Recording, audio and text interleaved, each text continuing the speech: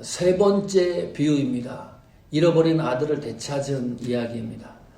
이 비유의 시작은 누가복음 15장 11절에 보시면 또 이르시되로 시작을 하고 있습니다.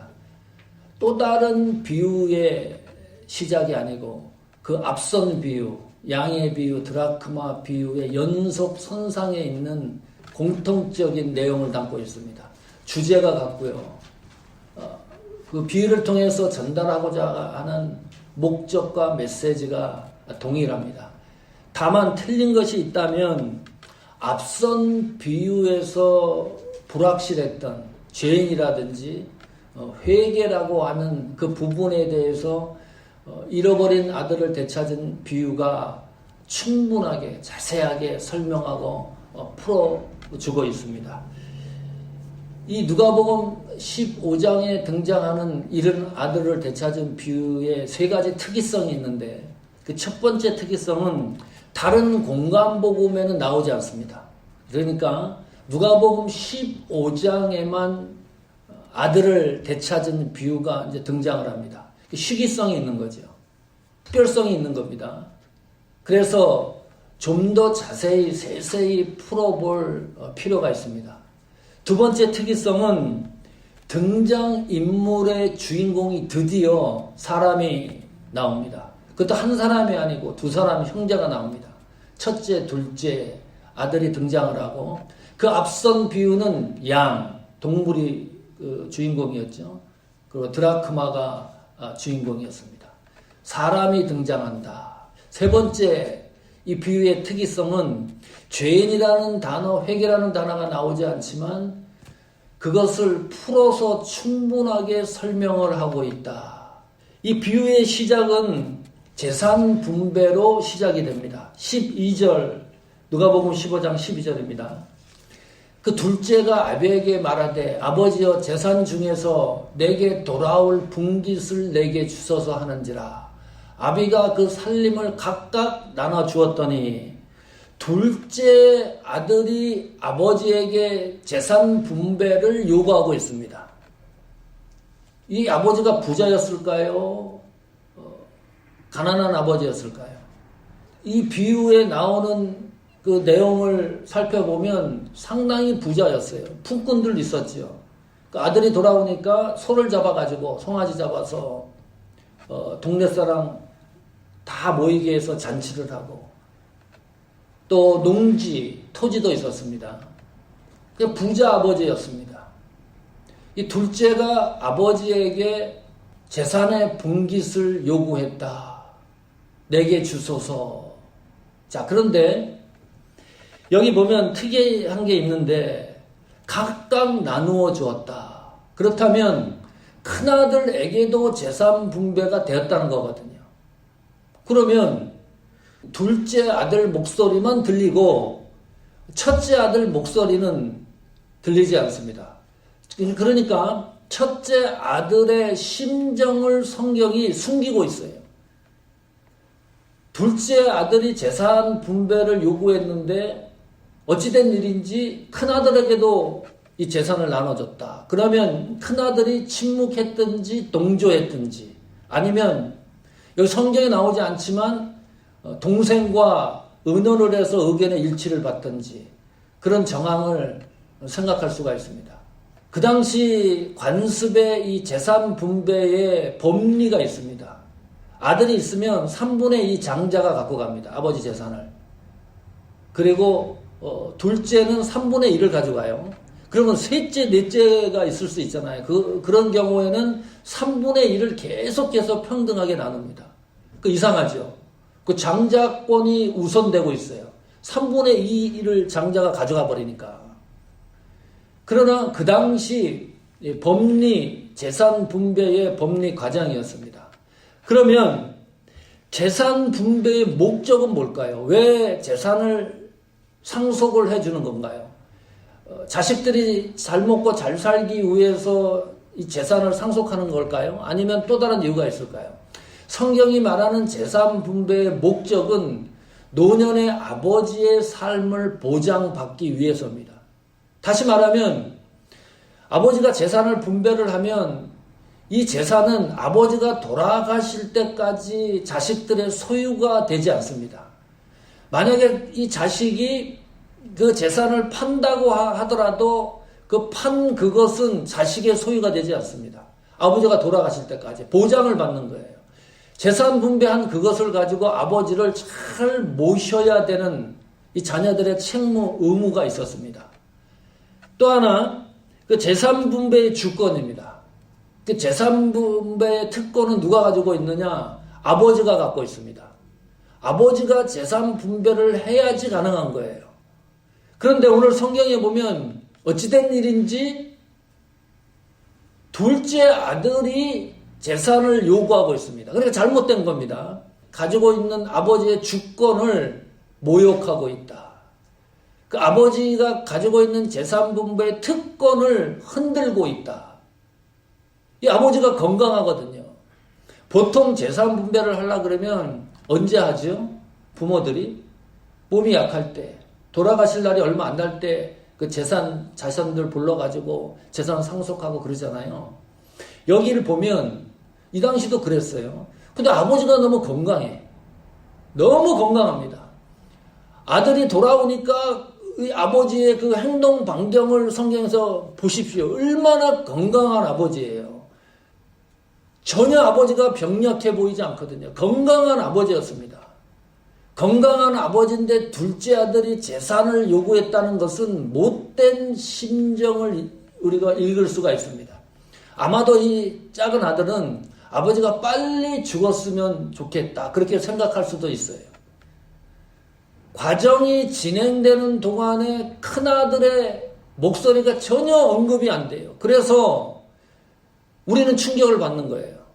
우리도 충격을 받고 그 당시 이 비유를 들었던 청중들, 바리새인과 특히 서기관들이 도무지 이해가 안 되는 겁니다. 왜냐하면 이 큰아들은 그 시대에는 이 장자는 중재권이 있습니다. 중재의 역할을 해야 돼요. 가정에 어떤 문제가 생기거나 복잡한 사건이 생기면 큰아들이 전면에 나가갖고 이걸 교통정리를 하는 것이 큰아들이 갖고 있었던 의무와 같은 것인데 전혀 그런 것이 보이지 않습니다. 그렇다면 둘째 아들이 재산 분배를 요구했다고 하는 것에 동조했다는 건데 그것은 아버지 주권을 무시했다는 것과 동일시되는 거니까 겉으로 보기엔 드러나지 않지만은 속에 가서 들여다보면 둘째 아들이나 첫째 아들이나 똑같다. 그 범주 안에서 잘못을 저지르고 있다. 2016년도에 한국에서 어버이날 남매가 아버지를 처참하게 죽입니다. 그 죽인 이유가 1억 500만 원. 아파트 한 채가 있었어요. 서울에 있는 것도 아니고 지방 어디에. 그 1억 500만 원을 갖기 위해서 이 남매가 아버지를 죽여요. 자, 그런데 이 아버지가 돌아가셨는데 와이프가 없습니다. 와이프는 전에 사망을 했어요. 자녀라고는 남매 둘만 있어요. 그러면 1억 500만 원이 죽였지만은 재산을 상속시킬 사람이 남매밖에 없으니까 그쪽으로 재산이 갈까요? 안 갈까요? 법리적으로. 안 갑니다. 한국 법리가 그렇대요. 범죄를 한 경우 또 아버지를 존속 살인한 경우는 재산이 흘러 들어가지 않는데 친척이나 누가 가져간다는 거죠. 지금 가만히 보면 둘째 아들이 재산 분배를 요구하고 각각 큰아들과 나눠서 이 재산 분배가 완료됐다고 하는 것은 아버지를 살해한 것은 아니지만 그 시대의 전통적인 관습과 풍습과 법리를 완전히 벗어난 것이다. 그 벗어난 상태에서 드디어 이 둘째가 아버지 집을 뛰쳐나갑니다. 13절에 그 며칠이 못 돼요. 둘째 아들이 재산을 다 모아가지고 먼 나라에가 거기서 허랑방탕하여 그 재산을 허비하더니 아버지 집에서 아들이 이탈을 하면 그때부터 아버지는 기다리기 시작을 합니다. 아버지가 자식이 돌아오기를 기다린다는 것은 무슨 의미냐 하면 아들이 돌아올 기회를 주는 겁니다. 오늘 그 관점에서 성경을 자세히 들여다봐야 돼요. 이 아들은 아버지 집을 이탈해서 돌아갈 첫 번째 기회를 상실합니다. 그것이 13절입니다. 여기 보면 며칠이 못 돼가지고 재산을 다 모았다. 모았다고 하는 것은 재산을 다 팔아서 현금화한 겁니다. 며칠이 못 됐다. 1년 아버지를 섬긴 것도 아니에요. 한 달 섬긴 것도 아닙니다. 재산 분배를 받고 며칠이 못 돼서 뛰어나갈 궁리를 이미 하고 있었어요. 어느 정도로 먼 나라까지 가기로 결심을 한 겁니다. 아버지 집과 가능하면 멀리 있는 나라로 가기로 결심을 했어요. 아버지를 다시는 보지 않기로 작정을 한 겁니다. 실수로 그런 게 아니라니까요. 잘못된 계획을 잡고 결심하고 행동하는 거예요. 이게 얼마나 무섭습니까? 그냥 가다가 실수로 넘어진 게 아니고 이게 분명히 잘못됐는데 여기에 등장하는 두 아들은 그 당시 관습과 풍습을 모를 리가 없어요. 재산 분배도 그렇게 하면 안 돼요. 아버지에게 요구해서도 안 돼요. 잘못된 길을 가는데 그 잘못된 길을 가는 것을 계획하고 행동으로 옮긴다. 이 정도 배짱을 갖고 있었습니다. 자, 떠났더니 허랑방탕했죠. 숙식을 위해서 돈을 사용한 게 아니고 주색 잡기 한 겁니다. 기생과 창녀들과 이런 여성들과 놀아나가지고 결국은 그 재산을 다 허비했습니다. 낭비하더니. 허랑방탕이라는 단어의 의미가 헬라어를 찾아보면 더 의미가 있습니다. 구속받은 은혜의 합리적인 행위에서 벗어나는 상태가 허랑방탕이라는 단어입니다. 이 정도면 재산을 다 허비했어요. 첫 번째 하나님이 주신 기회를 놓칩니다. 자, 계속 놓쳐나가는 거예요. 재산을 가지고 왔던 그 모든 것을 낭비를 했는데 다시 아버지 집으로 돌아갈 마음이 이 아들에게는 없었습니다. 그 순간이 하나님이 주신 찬스인데, 기회인데, 돌아갈 수 있는 기회인데 이걸 또 놓쳐요. 14절 보십시오. 두 번째로 놓칩니다. 다 없이 한 후 그날에 크게 흉년이 들어 저가 비로소 궁핍한지라. 다 소비했다. 펜이 한 입이 없는 거예요. 주머니에. 돈이 제로예요. 그런데 마침 그 나라가 또 흉년이 들어요. 환경도 이 아들을 도와주지 않습니다. 경제도 도와주지 않아요. 상황도 도와주지 않아요. 자, 내 수중에 있는 돈이 다 떨어졌습니다. 아르바이트를 하든지 먹고 살아야 되는데 그럴 형편이 못 돼요. 그 나라에 흉년이 들어가지고 먹고 살기, 그 나라 백성들이 먹고 살기도 바빠요. 여기 보니까 그때 비로소 궁핍한지라 느꼈다는 거죠. 비로소라는 게 뭐예요? 참 느꼈다는 겁니다. 돈이 탕진됐을 때에는 이 친구가 느끼지 못하는 거예요. 환경이 흉년이 드니까 그때서야 궁핍을 느끼는데 무슨 궁핍입니까? 1차적으로 사람이 먹고 살아야 되잖아요. 먹고 사는 문제를 느끼기 시작을 했다. 그러면 하나님에게로 돌아가야 되는데 이 기회를 또 놓쳐요. 이 인간이 어느 정도까지 악한 마음을 갖고 계속 밑으로 내려가는가를 관찰해 보십시오. 15절입니다.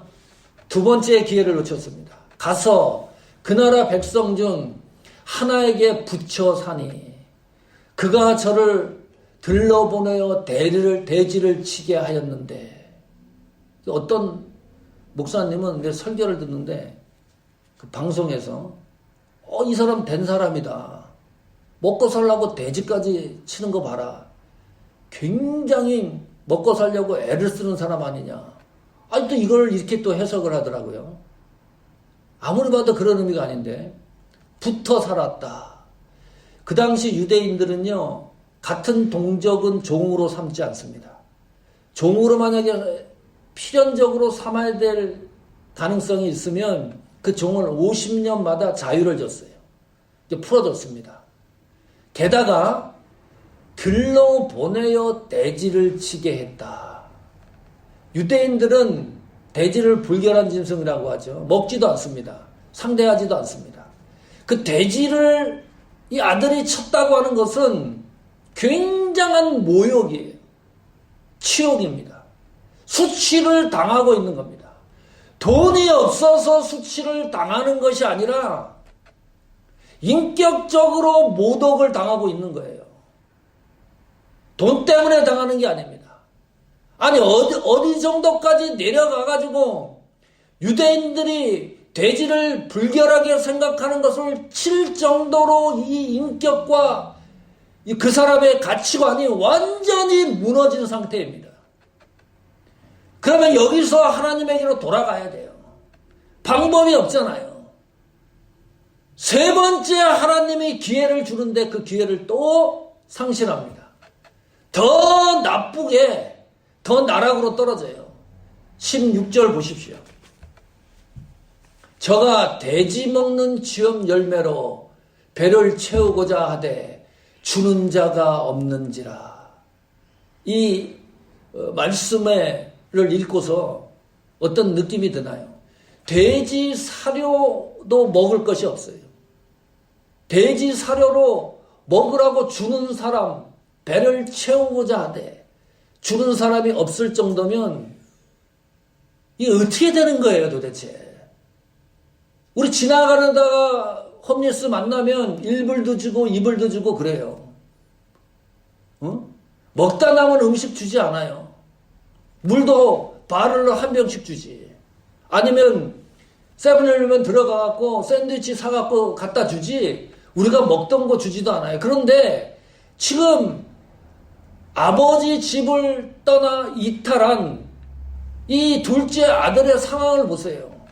돼지가 먹는 사료 주는 사람조차 없는 겁니다.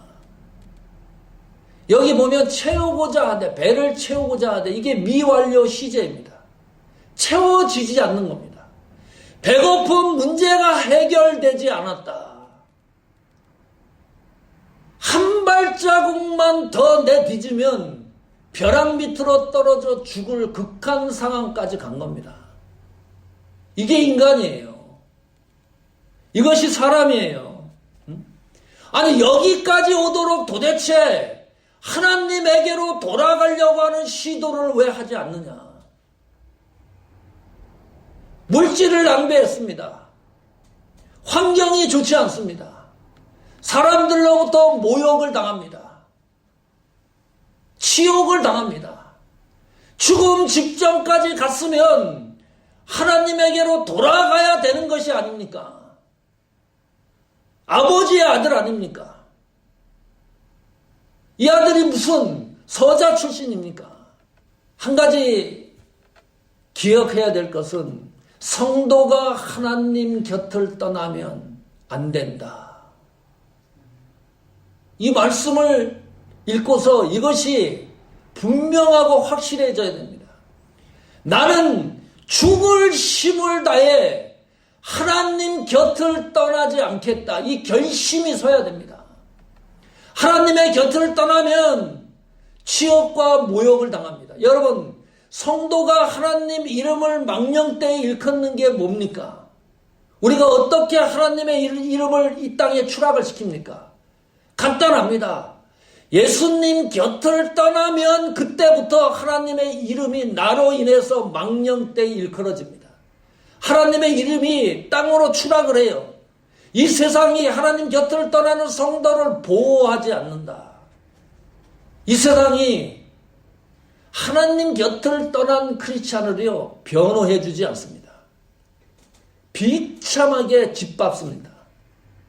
완전히 쓰레기 취급을 합니다. 교회가 하나님 떠나보세요. 벌떼처럼 달려듭니다. 이 세상이 가만두지 않아요. 그것이 하나님의 이름을 망령되이 일컫는 일입니다. 이 아들이 이 정도면 돌아가야죠. 자, 이제 극단까지 오니까 드디어 돌아갈 결심을 합니다. 회개의 5단계입니다. 이 아들이 아버지에게 돌아가는 그 단계별로 오늘 성경 기록되어 있는데 그 돌아가는 과정을 하나씩 살펴보려고 합니다. 회개라고 하는 그 과정들을 잘 살피면서 이해를 하셔야 됩니다. 첫 번째, 아버지에게 돌아간다는 것은 회개라는 의미입니다. 그 회개에 대해서 자세하게 설명을 하고 있는데 그 5단계로 이루어집니다. 첫 번째 단계는 하나님이 기회를 주시기 때문에 가능합니다. 회개는. 하나님이 우리에게 회개할 기회를 주지 않으면 불가능합니다. 회개를 하고 싶어도 회개가 되지를 않아요. 그러니까 내가 하나님 앞에 회개가 된다는 것은 하나님 앞에 은혜를 받고 축복을 받은 상태입니다. 회개가 안 된다니까요. 하나님이 나에게 회개할 기회를 주지 않으면 절대로 하나님 앞에 입술을 열어서 회개할 수가 없어요. 극박한 상황 최고의 악조건까지 내려갔다 그러면 그때가 하나님에게로 돌아갈 기회입니다. 하나님이 주시는 거예요. 돈을 낭비하고 수치를 당하고 죽을 직전까지 내려갔다고 하는 것은 하나님이 계속 기회를 주는 게 아닙니까? 하나님이 기다리시는 분이시다. 하나님의 문 밖에서 기다리시는 분이시다. 그래서 아들이 돌아왔을 때 얼마나 이 아버지가 기뻐합니까? 죄에 대해서 묻습니까? 너가 돈을 낭비한 것을 책망을 합니까? 그거를 가지고 심판을 합니까? 무슨 그것을 가지고 죄에 대해서 책망을 합니까? 아버지의 그 상황을 보세요. 얼마나 기다리고 있었느냐. 회개의 시작은 하나님의 기다림의 인내로 시작이 됩니다. 두 번째 단계입니다. 회개 17절 보십시오. 이에 스스로 돌이켜 가로되 내 아버지에게는 양식이 풍족한 품꾼이 얼마나 많은고 나는 여기서 줄여 죽는구나. 드디어 두 번째 회개 단계는 생각이 변화가 됩니다. 의식이 변화됩니다. 스스로 돌이켰다. 중요한 거죠. 다른 어떤 것으로 이 사람을 돌이킨 게 아니고 이 의식이 변화가 된 거예요. 스스로 돌이켰다 그런 것은 본래의 자기 자신으로 돌아왔다 그 말입니다. 본래 자기 자신, 아버지의 아들의 모습으로 다시 돌아와 보니까 누가 보이느냐? 아버지가 보여요. 돈을 낭비하고 모욕을 당하고 허비하고 벼랑 끝까지 내려가면 뭐가 보여야 돼요? 돈이 보여야 돼요. 살아날 구멍이 보여야 돼요. 어떤 좋은 환경이 보여요. 나를 도와주는 사람이 떠오르고 보여야 되는데 마침내 의식이 제대로 변화가 일어나니까 아버지가 시야에 들어오고 있었다. 회개의 두 번째 단계는 의식이 변화된다는 겁니다. 세 번째 회개의 단계는 결심입니다. 내가 일어나 아버지께 가서 다시 돌아가겠다고 결심하는 겁니다. 이르기를 아버지여 내가 하늘과 아버지께 죄를 얻었사오니 결심. 하나님에게로 나는 돌아갈 것이다. 이 결심이 아무것도 아닌 것 같은데 하나님에게로 나는 돌아가겠다고 결심을 하면 그때부터 하나님이 돕기 시작을 합니다. 묘한 겁니다. 이런 거예요. 나는 지금부터 하나님 말씀대로 한번 살아보겠습니다. 무슨 일이 있어도 하나님 말씀대로 내가 한번 따라가 보겠습니다. 라고 결심을 하면 사자굴 속에 들어가서도 생명이 유지가 돼요. 살아납니다. 결심을 못해요. 결심하는 자체도 못해요. 이것이 무너지는 안타까운 거잖아요. 내가 하나님 말씀대로 살겠다고 결심을 하면 그때 하나님이 돕는 거지요. 하나님이 보이기 시작을 하고 결심을 하니까 고백을 하게 됩니다. 네 번째 회개의 단계는 고백입니다. 18절에 보니까 첫 번째 고백이 죄를 얻었사오니 그 전까지는 죄라는 단어가 이 아들에서 사용되지 않습니다. 죄를 얻었다. 뭐가 죄인 거지요? 아들에게 있어서 아버지 집을 이탈한 거가 죄입니다. 분깃을 건강한데 얻어가지고 탕진한 게 죄입니다. 그것이 죄가 되었다는 것을 스스로 인정하기 시작을 합니다. 19절 한번 보십시오. 지금부터는 아버지의 아들이라 일컬음을 감당치 못하겠나이다. 이것도 기가 막힌 고백입니다. 나는 죄와 허물로 죽은 존재입니다. 그거를 아들의 목소리로 고백을 하는 거예요. 성경에 너는 허물과 죄로 죽었던 인간인데, 허물과 죄로 죽었던 사람인데 예수 그리스도가 살렸다고 하는 것이, 이 말씀이 내 속에 박히지 않았는데 이해가 안 가는 거예요. 그 전까지는 이 아들이 이해를 못했던 거예요. 내가 아버지 아들이라 일컬음을 감당치 못하겠나이다. 내가 죽었던, 허물과 죄로 죽었다고 하는 존재를 발견하는 것이, 이건 하나님에게 받은 놀라운 은혜입니다. 일반 사람은 발견하지 못하는 거잖아요. 그러니까 이런 고백을 하는 거예요. 아무리 생각을 해봐도 나는 하나님 아들 자격이 없다. 내가 한 행위를 봐서. 에베소서 2장 1절에서는 허물과 죄로 죽었다고 하니까 완전히 죽은 나를 스스로 이 아들이 하나님 앞에 고백하고 있다. 그 다음에 또 이런 고백을 합니다. 나를 품꾼의 하나로 보소서 하리라.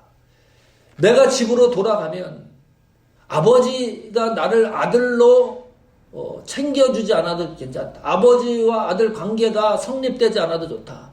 나는 하나님 집에 그냥 그 아버지 집에 머무는 것만으로도 나는 만족하다. 이 놀라운 고백이에요. 그냥 종의 모습으로 내가 이 세상 살아가도 나는 괜찮다. 마지막 회개의 5단계입니다. 5번째 단계입니다. 20절 보면, 자, 이에 일어나서 아버지께로 돌아가니라. 이것이 회개의 절정입니다. 이에 일어나서 아버지께로 돌아가니라. 행동입니다. 아버지께로 돌아가지 않으면 회개가 아니라는 거예요. 계속 이 본문이 우리에게 비유로 말씀하는 최종 결론이 아버지께로 돌아가는 겁니다. 아버지께로 돌아가지 않으면 회개가 될 수가 없다. 돌아가는 것이 회개라는, 그 돌아가는 것이 회개의 완성입니다. 일어나서 아버지께로 돌아가니라. 다시 정리합니다. 아버지께로 돌아간다는 것은 생각의 변화입니다. 반드시 하나님께로 돌아간 사람은, 하나님이 원하시는 회개에 도달한 사람은 어떤 변화가 있느냐? 내 속에 생각이 변화가 돼요. 이 생각이 변화가 된다는 것은 순간순간마다 여러분 생각을 체크해 보십시오. 내 생각을 점검해 보십시오. 어떤 경우는요, 내 생각이 내 생각입니다. 변하지 않아요. 내 생각이 하나님의 생각이어야 되는데 내 생각이 내 생각이에요. 내 의식과 생각을 매일매일 체크해 보십시오. 내 생각이 내 생각대로 움직이면 이것은 하나님에게로 돌아간 것이 아닙니다. 아직도 내 의지가 있는 거예요. 아직도 내 생각에 머물러 있는 거예요. 내 생각이 하나님 생각으로 변화가 되었는지, 이것이 하나님께로 돌아갔는지 안 돌아갔는지를 체크할 수 있는 방법입니다. 두 번째는 언어가 변합니다. 말투가 변하고요. 바리새인과 서기관들의 언어는 어떤 거죠? 이 사람들은 도무지 변하지 않아요. 자기네는 죄가 없다는 사람들 아닙니까? 그뿐만이 아니라 나는 의롭다고 생각을 해요. 상대방을 뭘로 가지고 공격을 합니까? 기도하는 걸 가지고 공격을 해요. 금식하는 걸 가지고 공격을 해요. 종교적인 걸 가지고 사람들을 끊임없이 비판합니다. 가만히 놔주질 않습니다. 흔듭니다. 끊임없이 흔들어요. 그 바리새인과 서기관들을 입술을 통해 가지고 하나님의 은혜라든지 그리스도의 자비라든지 그런 언어의 변화가 일어나지 않는다. 내가 쓰고 있는 언어가 변화되고 있느냐, 이것은 하나님께로 돌아가 있느냐 돌아가지 있는가를 체크할 수 있는 좋은 방법론적인 겁니다. 그러니까 이런 거죠. 내 언어의 습관이 상대방을 묘사하는 언어인가, 나를 묘사하는 언어인가. 상대방을 묘사하는 언어는요, 거의 다 부정적입니다. 그러나 나를 묘사하는 언어, 하나님께 회개하고 돌아간 사람은 나를 변화시키고 나를 묘사하는 언어를 많이 사용을 합니다. 어떻게 해요? 주여 나를 용서하옵소서. 저 인간을 용서하옵소서. 이게 아니고 나를 묘사하는 언어로 바뀐다니까요. 하나님 나를 용서해 주십시오. 하나님 내가 죄인입니다. 내가 부족한 사람입니다. 내가 연약한 사람입니다. 그래서 나를 긍휼히 여겨 주십시오. 나를 하나님 불쌍히 여겨 주십시오.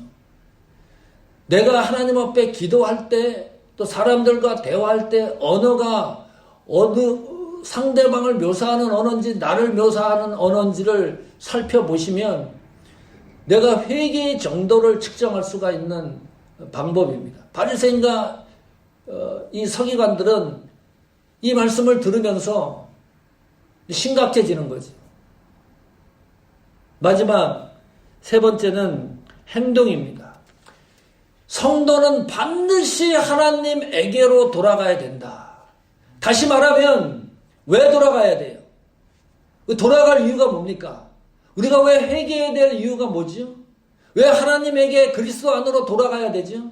그리스도 안에서 벗어나면 성경이 이 아들의 행로를 보니까 비참해요. 그냥 살아가는 자체도 비참해요.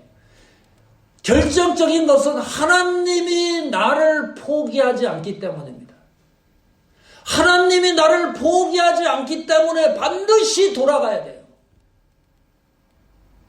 하나님이 만약에 나를 포기하면 나는 돌아갈 장소와 돌아갈 곳이 없는 사람입니다.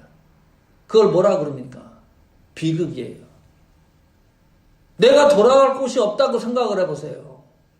비극입니다. 그 비극의 길의 끝이 뭐냐? 그 비극의 길의 그 끝은 지옥입니다. 하나님이 나를 포기하지 않기 때문에 돌아갈 장소가 있기 때문에 길을 쓰고 어떻게 하든지 그 장소로 돌아가려고 하는 거니까요. 성도 여러분, 오늘 말씀을 통해서 또 한 번 확인해 하십시오. 하나님 앞에 기도하고 애쓸 때 내가 계속하는 죄의 내용으로 끊임없이 반복하고 있다 그러면 그 문제는 반드시 해결해야 됩니다. 그게 하나님께 돌아가는 길입니다. 내가 하나님 앞에 곁을 벗어나서 그것이 살아가는 문제든 내 성격이든 생각이든 관계없이 그것이 하나님과 관계를 좁히는 것이 아니고 멀어지게 하는 것들이라 그런다 그러면 반드시 해결을 해야 돼요. 그것이 해결이 안 되면 하나님의 아들이라고 하는 것이 기초가 성립이 안 되면 그 사람은 지옥으로 갈 수밖에 없어요. 그렇잖아요. 우리는 하나님이 태초부터 선택한 하나님의 아들입니다. 하나님의 아들이기 때문에 반드시 그 문제들이 해결이 되어야 된다.